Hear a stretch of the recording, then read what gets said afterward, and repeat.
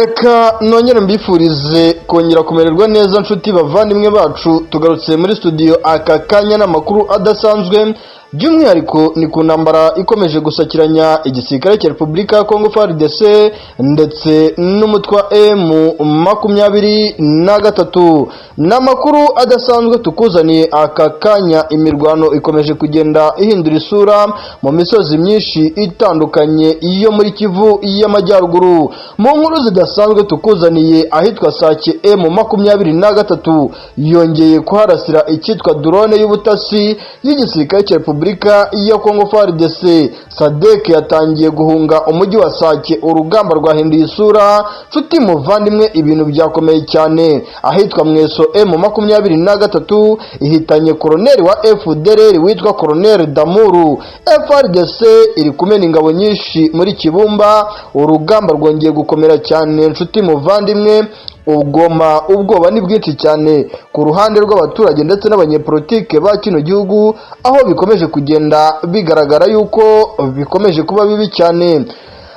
Dutangiriye cyane rero mu bice by'ahangaha Isake, nyuma yuko M23 yongeye ingufu nyinshi cyane muri no misozi y'Isake, ndetse ibi bikaza guteza ikibazo gikomeye hagati mu gisirikare cya Repubulika ya Kongo FARDC. Nyuma yuko igisirikare cya Repubulika ya Kongo FARDC gikomeje kurwana urugamba rudasanzwe rwo gufungura umuhanda Sake Kishanga, ibintu bikaba bikomeje kugenda bikomera cyane nyuma yuko M23 ahitwa Mushaki, Matanda, Kindutsi ndetse n'ahitwa za Nyakajanga M23 nyuma yuko ihadeployinze abasirikare benshi cyane.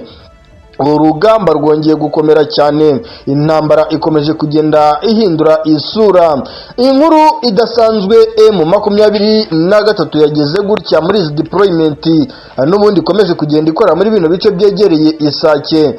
M23 ku musozi wa Mutumbara yaje kuharasira icyitwa drone y'ubutasi y'igisirikare cya Repubulika ya Kongo FARDC. Igisirikare cya Repubulika ya Kongo FARDC cyongera gutakaza bidasanzwe ku mirongo y'imbere ku rugamba. Amakuru adasanzwe tubazaniye aka kanya, nyuma yuko igisirikare cya Repubulika ya Kongo FARDC kigize gutya kigatakaza ino drone y'ubutasi nyuma yuko irashwe n'umutwe wa M23. Ubu ngubu ndakubwiza ukuri yuko imisozi y'ahangaha za Kimoka, Kinigi, Kirorirwe ndetse n'ahandi hatandukanye, igisirikare cya Repubulika ya Kongo FARDC abafatanyabikorwa babo by'umwihariko aba SADC bakomeje kugenda bahunga uno mujyi wa Sake. Ni urugamba rudasanzwe nshuti muvandimwe, ni intambara karundura ikomeje kugenda igaragara kuri uno musozi w'Isake. Ni amakuru tukuzaniye utakura ahandi, aho tugerageza kwibariza bamwe mu basirikare babarizwa mu gisirikare cya Repubulika ya Kongo FARDC, tukagerageza kwibariza bamwe mu basirikare babarizwa mu gisirikare cya M23 bakatubwira buryo ki urugamba ruri gutegurwa, ndetse bakatubwira uburyo intambara ikomeje kugenda igenda muri rusange, nyuma yuko icyitwa SADC gikomeje kuvuga yuko ngo bamwe mu basirikare b'igisirikare cya Repubulika ya Kongo FARDC bakomeje kugenda batererana bano basirikare ba SADC, by'umwihariko abatanzania, by'umwihariko abasirikare ba Malawi, by'umwihariko abasirikare ba Afurika y'Epfo. Amakuru adasanzwe tongeye kubona aka kanya atariho ivumbi na rikeya, umusozi wa hano Imweso M23 yongeye kuhahitana umukoloneli witwa Damuru. Ni nyuma yuko M23 ivuze yuko igiye gukora icyitwa double operation yo gukurikirana igisirikare cya Repubulika ya Kongo FARDC mu ntambara bari guhanganamo, ariko ibi bakabihurizamo hamwe n'urugamba rudasanzwe rwo guhangana n'umutwe wa FDLR. Umutwe nawo ukomeje kugenda ushyirwa mu majwi mu ngingo nyinshi ndetse n'imvugo nyinshi, byaba ari bamwe mu banyepolitike bakomeje kuvuga yuko ngo batazareka uno mutwe wa M23 cyangwa ngo bazakorana n'uno mutwe wa M23 ngo ikizaba kikazaba cyangwa se ikizavugwa kikazavugwa. Ni urugamba rudasanzwe nyuma yuko uwitwa Colonel Damuru wa FDLR amaze guhitanwa n'umutwe wa M23. Ubagahinda ni kenshi hagati mu gisirikare cya Kongo FARDC. Intambara ikomeje kugenda ihindura isura ku bwinshi. Ni urugamba rudasanzwe nshuti muvandimwe, ngarukanye page zikuyemo ukuri kudasanzwe. Umujyi wa Goma ukomeje kugenda ugaragaramo icyitwa deployment zidasanzwe bidasanzwe. Ndakubwiza ukuri yuko icyitwa deployment ku ruhande rw'igisirikare cya Repubulika ya Kongo FARDC gikomeje kwiyongera. Ibikoresho ni byinshi, icyitwa muvuma militaire mu bice byinshi bitandukanye, Bugamba, Ndosho, ibice bitandukanye bya hano muri Kivu ya ruguru, by'umwihariko mu mujyi wa Goma hakomeje kugenda hakorwa icyitwa deployment ku rwego rudasanzwe. Ni amakuru adasanzwe, ni urugamba rudasanzwe rukomeje kugenda rugara mu misozi myinshi itandukanye ya hano muri Kivu ya ruguru, ahitwa Kibumba, M23, imisozi nka hariya Kabare, imisozi nk'inyamagana, imisozi nk'irugari. M23 yahadiployinze abasirikare benshi. Gahunda nta yindi ni ukugira ngo bagire gutya baburizemo igitero cy'igisirikare cya Repubulika ya Kongo FARDC. Bari kuvuga yuko ngo bagiye kugaba kuri uno mutwe wa M23, ngo maze umutwe wa M23 ukagira gutya icyitwa izina ryawo rikazibagirana muri kino gihugu cya Kongo. Ni urugamba rudasanzwe nshuti muvandimwe, ni intambara karundura muri kino gihugu cya Kongo. Ibintu bikomeje kugenda bihindura isura, buri uko umunsi ugenda uza haza undi niko intambara ikomeje kugenda ikara cyane.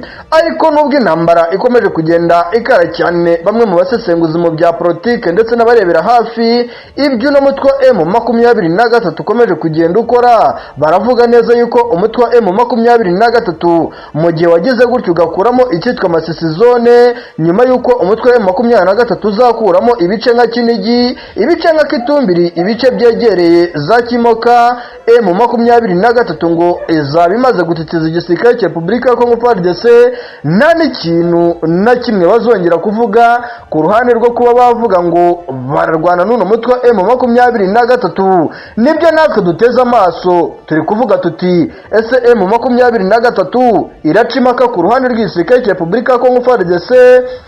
Ese M23 iragira gutya yihanize abafatanyabikorwa b'igisirikare cya Kongo FARDC, baba ari aba Barundi, abafatanyabikorwa b'igisirikare cya Repubulika ya Kongo FARDC, baba ari abawigina group bakomoka mu Burusiya hariya kwa Putin, ndetse n'aba Blackwater bakomoka muri Amerika y'Amajyepfo hariya muri Argentine ndetse na Colombia. Ni urugamba rudasanzwe mu misozi yegereye za Katwa, Rukanga, Burambo, Cyondo ndetse na Uhovi. Igisirikare cya Repubulika ya Kongo FARDC cyongeye kuhadiployinga abasirikare benshi. Gahunda bafite nta yindi niyo guhangana n'igisirikare cy'umutwe wa M23. Ni nyuma yuko M23 nayo mu misozi yegereye za Burambo, imisozi yegereye hariya za Kasebe, imisozi yegereye za Irambura, imisozi ihana intera ya hafi na Butembo, imisozi yegereye za Rubero, M23 yamaze kuhadiployinga abasirikare benshi. Gahunda bafite nabo ni uguhangana n'iki gisirikare cya Repubulika ya Kongo FARDC kiri kuvuga yuko ngo kigiye kuzamura indege za Sukhoi, indege za kajugujugu, maze ubundi ngo bakamisha ibibombe karundura kuri uno mutwe wa M23. Izina M23 bakarikura kuri buno butaka bwa Kongo, aho M23 nayo ikomeje kuvuga iti tuzemera turwane inkundura kugira ngo duhashye umwanzi ukanga, tuzemera turare mu mazi, turare mu bikangaga, duhashye umwanzi utwanga, tuzakora buri kimwe cyose gishoboka, duharanire uburenganzira bw'ubuzima bw'umuturage utuye muri kino gihugu cya Kongo. Aho abaturage benshi ba kino gihugu cya Kongo bakomeje kuvuza impundu bavuga yuko M23 ndetse na Alliance Fleuve Congo bakomeje gukora akazi kose gashoboka kugira ngo barebe yuko icyitwa ubuzima buzira akarengane kagaruka cyangwa se kaboneka muri kino gihugu. Ibintu byo duteze amaso, nanyarukiye kandi ku mapeji atandukanye akomeje kugenda yandikwa na bimwe mu binyamakuru bitandukanye, byaba ari ibyandikira mu bihugu byo hanze, byaba ari ibyandikira hano mu gihugu cya Kongo, ndetse n'ibyandikira hano muri Afurika y'Iburasirazuba. Abenshi bakomeje kuvuga yuko M23 impamvu irwanira mbisubiremo ari impamvu zizatuma itsinda, kuko akenshi M23 ikomeje kugenda itsinda itanarwanya, kuko ingingo nyinshi ikomeje kugenda izana zirimo iz'umutwe wa FDLR wajengereje abaturage muri kino gihugu, zirimo ubugizi bwa nabi bw'igisirikare cya Repubulika ya Kongo FARDC. Ubu ni ubudasa bw'uno mutwe, kandi ubudasa buzazana icyitwa ubuzima buzira akarengane kuri buno butaka bwa Kongo. Reka nongere mbifurize kongera kumererwa neza nshuti bavandimwe bacu, ari nako nanone nyarukira hagati kwa Kisekedi Shirombo muri Parle des Nations, naho banditse page zidasanzwe. Bamwe mu banyepolitike baravuga bati Antoine Felix Kisekedi Shirombo, mu gihe wiyemeje yuko ugiye guca uno mutwe wa FDLR kuri buno butaka bwa Kongo, uratwemerera neza yuko natwe ubwo ngubwo turi ducana umubano natwe tugakora leta yacu muri kino gihugu cya Kongo. Biraza kugenda bite rero nyuma yuko Antoine Felix Kisekedi Shirombo yagaragawe n'ibikorwa byo gushyigikira FDLR? Bamwe mu ba FDLR bafite imyaka iri hasi y'imyaka 30 bakaba barahawe amazina atari y'amanyarwanda, bakitwa amazina y'amakongore kugira ngo bajijishe, nyuma yuko umutwe wa FDLR ukomeje kugenda uhabwa ubuhungiro mu gihugu cy'u Burundi, abandi bakabajyana mu bihugu by'amahanga bimwe bishyigikiye umutwe wa FDLR. Ni urugamba rudasanzwe nshuti muvandimwe Antoine Felix Kisekedi Shirombo. Inkuru ingezeho aka kanya bamaze kumbwira bati ubu ngubu Antoine Felix Kisekedi Shirombo nta kiryama nta gisinzira, yewe n'ibiryo byaramunaniye. Urugamba rukomeje kugenda rutera ibibazo byinshi bitandukanye. Kisekedi Shirombo arivuza indwara zituruka kuri depression ikomeje guturuka ku ntambara akomeje guhanganamo n'utwa M23, kandi bigaragara yuko akomeje kugenda atsindwa umunsi ku munsi. Ni urugamba rudasanzwe, ni intambara karundo urangarukanye page zikubiyemo ukuri ku kijyanye n'icyitwa Wazalendo. Icyitwa Wazalendo bakomeje kugenda bavuga yuko ngo nyuma yuko Antoine Felix Kisekedi Shirombo yiyemeje yuko azafatanya n'aba bawazalendo mu rugamba rukomeye rwo guhangana n'umutwe M23, hanyuma aba wazalendo bakagenda babarasa umusubirizo. Baravuga bati natwe icyo tuzakora ni ukwambika isura mbi igisirikare cya Repubulika ya Kongo ndetse na Repubulika ya Kongo muri rusange, nyuma yuko batwemereye yuko bazatugororera imisozi nka Masisi, imisozi nka Rushuru, imisozi itandukanye. Ariko ibi byose nibikorwe, natwe tugomba kwihorera tuzakora ni ugusahura n'ubwicanyi, ubusambanyi bukomeje kugenda bukorwa n'abawazalendo mu bice byinshi bitandukanye, aho abawazalendo bakomeje gufata abana batoya ku ngufu, ndetse n'ibikorwa by'ubujura bikomeje kugenda bigaragara. Ariko nagerageza kubaza abari hafi y'abawazalendo bakambwira bati nta kindi turi gukora, nuko Antoine Felix Kisekedi Shirombo nawe akomeje kugenda yirengagiza ubuzima bwacu, kandi ari we wabushyize mu kaga, aho tumaze gutakaza abasirikari ibihumbi n'ibihumbagiza, ariko Antoine Felix Kisekedi Shirombo akabyirengagiza cyane. Reka nongere ndambure page nigarukiye ku cyitwa Barundi. Icyitwa Barundi nacyo gikomeje kugenda kigwa ku mirongo y'imbere ku rugamba. Abarundi bakomeje kubarasira mu bice bya hariya Bweramana, mu bice bya Minova, ibice byegereye hafi cyane n'ikiyaga cya Kivu, aho abenshi bagerageza kugaba ibitero muri iriya misozi y'Ikarehe, imisozi ya hariya za Karungu, imisozi ya hariya kwa Burora, ariko M23 ikabarasa urusorongo. Ndarukanye page zitandukanye aho abarundi abenshi bikomeje kuvuga yuko ngo abazanwa hano ku mirongo y'imbere ku rugamba ari ababa batoranyijwe akenshi ngo bishingiye ku ngengabitekerezo iganisha ku macakubiri ashingiye ku bwoko bukomeje kugenda bikorwa na bamwe mu banyepolitike, baba abo mu gihugu cy'u Burundi ndetse n'abo mu gihugu cya Kongo. Ni politike kandi zikomeje kugenda zinubirwa na bamwe mu banyepolitike b'igihugu cy'u Burundi, ndetse na politike zikomeje kugenda zinubirwa na bamwe mu banyepolitike ba kino gihugu, aho abenshi batanashyigikiye ibyo Antoine Felix Kisekedi Shirombo akomeje kugenda akorera kuri buno butaka. Amakuru adasanzwe mbazaniye aka kanya, icyitwa abasirikare b'igisirikare cya Repubulika ya Kongo FARDC, by'umwihariko abajenerali, by'umwihariko abakoroneri, abasirikare b'amajoro ndetse n'abandi bafite amapeti akomeye. Biri kuvugwa yuko ngo hakomeje kugenda hagaragaramo icyitwa bombori. Izi bombori zikomeje kugenda zituruka cyane cyane ku cyitwa ubujura bukomeje kugenda bukorwa mu bice byinshi bitandukanye, aho icyitwa ubujura bw'amabuye y'agaciro ku ruhande rw'aba basirikare, nubwo benshi ngo bakomeje kugenda barwana ndetse banahangana n'umutwe wa M23, ngo harabagira gutya rwose agafaranga kavuye mu bucukuzi bw'amabuye y'agaciro bukomeje gukorwa mu buryo butemewe, ngo kakagira gutya kagashyirwa mu mufuka n'aba bajenerali ndetse n'abakoroneri. Ni amakuru adasanzwe akomeje kugenda agaragara ku mirongo y'imbere ku rugamba. Ni urugamba rudasanzwe rukomeje kugenda ruba ihurizo ridasanzwe ku ruhande rw'igisirikare cya Repubulika ya Kongo FARDC ndetse no ku ruhande rw'abafatanyabikorwa babo bakubiyemo SADC, Wigna Group, Blackwater, Barundi, Wazalendo, utibagiwe aba FDLR. Hakomeje kuvugwa amagambo y'ibinyoma yuko bagiye kubaca kuri buno butaka, ariko ibi byose twebwe dukomeje kurebesha amaso bikomeje kubera kuri buno butaka, turabona rwose bitazashoboka ukurikije ibikomeje kugenda bigaragara kuri buno butaka, ugakurikiza politike zidasanzwe zikomeje kugenda zikorwa na bamwe mu basirikare b'igisirikare cya Repubulika ya Kongo, ugakurikiza politike zikomeje kugenda zikorwa na bamwe mu banyepolitike ba kino gihugu. Reka nigarukire cyane iwacu muri Masisi mbabwire deployment zidasanzwe zaje gukorwa n'umutwe wa M23 ahitwa Mugote, ahitwa Kamatare ya mbere, Kamatare ya kabiri, ahitwa Gasake, Rufufu, imisozi nka Rwangara, imisozi nka Zuranaka. Aha hose M23 yahadeployinze abasirikare benshi cyane. Uti gahunda bafite ni iyihe?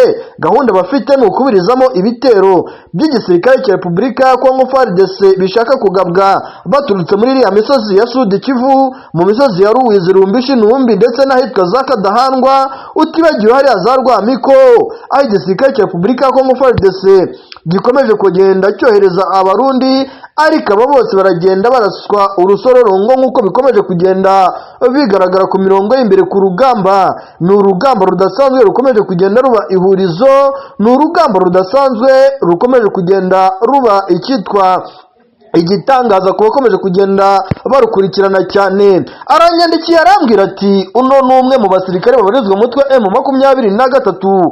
Arambwiye ati bwana munyamakuru, ndagira ngo ngumenyeshe yuko ibintu bidakomeje koroha na gatoya mu misozi ya hano za Butembo, imisozi nkangaha za Rushuru, imisozi nka Rubero. Aha hose hakomeje kugenda hagaragara yuko nubwo M23 ikomeje kuharinda, ariko n'igisirikare cya Kongo FARDC gikomeje kohereza inasi, nubwo M23 ikomeje kugenda zisubiza inyuma, ariko biragaragara yuko byanga bikunda M23 kugira ngo irwane cyangwa ibuze bano basirikare kwinjira muri bino bice bigoranye, bitewe nuko M23 idafite abasirikare benshi. Yes, uwo ni umwe mu bavandimwe banyandikiye inkuru rwose. Arambwira ati nubwo M23 ikomeje kugenda ikora akazi kadasanzwe mu bice byinshi bitandukanye bya hano muri Kivu ya ruguru, ariko nanone M23 ikomeje kugenda igorwa cyane nuko ifite abaturage bakomeje kugenda bakorana nayo, ariko nanone hakaba ikibazo gikomeye cy'uko iyi M23 ifite abasirikare bakeya, by'umwihariko abakora akazi k'ubutasi ko gucunga cyangwa kurebera hafi bimwe mu bikorwa bikomeje gukorwa n'igisirikare cya Repubulika ya Kongo FARDC mu kohereza intasi mu bice M23 ziherereyemo, aho mu misozi itandukanye za Kinyambuhu, Kagera, Nyamirima ndetse na Nyakakoma, M23 nta munsi n'umwe ucaho itahafatiye intasi z'igisirikare cya Repubulika ya Kongo FARDC.